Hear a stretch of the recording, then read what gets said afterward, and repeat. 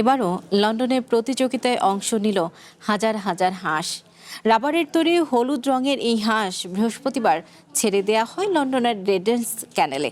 মুহূর্তের মধ্যে পুরো ক্যানেল ছেয়ে যায় হলুদ রঙে। পরে হাঁসগুলোকে ফিনিশ লাইনে নিয়ে যেতে সহায়তা করেন স্বেচ্ছাসেবকরা। মূলত দাতব্য সংস্থা কসমিকের অসুস্থ শিশুদের চিকিৎসার তহবিল জোগাড়ের জন্যই এই প্রতিযোগিতার আয়োজন করা হয়।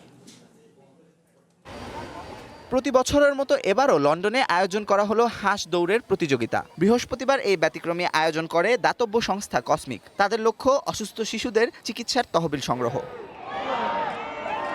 ব্রিজের ওপর থেকে রেজেন্স ক্যানেলে একসাথে ছেড়ে দেওয়া হয় রাবারের তৈরি হাজার হাজার হলুদ হাঁস। মুহূর্তেই ক্যানেলটি রূপ নেয় এক বিশাল হলুদ সমুদ্রে।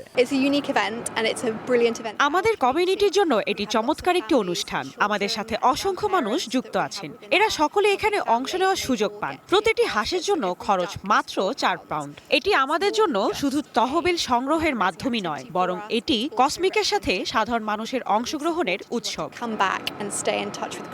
ক্যানেলের প্রায় 100 মিটার দীর্ঘ অংশ জুড়ে এই প্রতিযোগিতার আয়োজন করা হয়। ভাসমান হাঁসগুলোকে গন্তব্যে পৌঁছে দিতে স্বেচ্ছাসেবী ও সমর্থকরা নানাভাবে সাহায্য করেন। প্যাডেল বোট ও ছোট নৌকা থেকে বাতাস দিয়ে হাঁসগুলোকে এগিয়ে দেন অনেকে। কেউ কেউ আবার দাঁড়ের সাহায্যে হাঁসগুলোকে সামনের দিকে ঠেলে দেন। ক্যানেলের দুই পাড়ে দাঁড়িয়ে আনন্দদায়ক এই প্রতিযোগিতা উপভোগ করেন শত শত দর্শক। প্রতিটি হাঁসের গায়ে থাকে নাম্বার, আর এই নাম্বার দিয়েই নিজেদের হাঁসের অবস্থান জানতে পারেন অংশগ্রহণকারীরা। বিজয়ী হাঁসের মালিককে দেয়া হয় আকর্ষণীয় ইউরোস্টার টিকিট। প্রতিযোগিতা শেষে জালের সাহায্যে ক্যানেল থেকে হাঁসগুলো তুলে বক্সে সংগ্রহ করে আয়োজক কমিটি। এতে পরিবেশেরও কোনো ক্ষতি হয় না। Amanur Rahman, one international desk.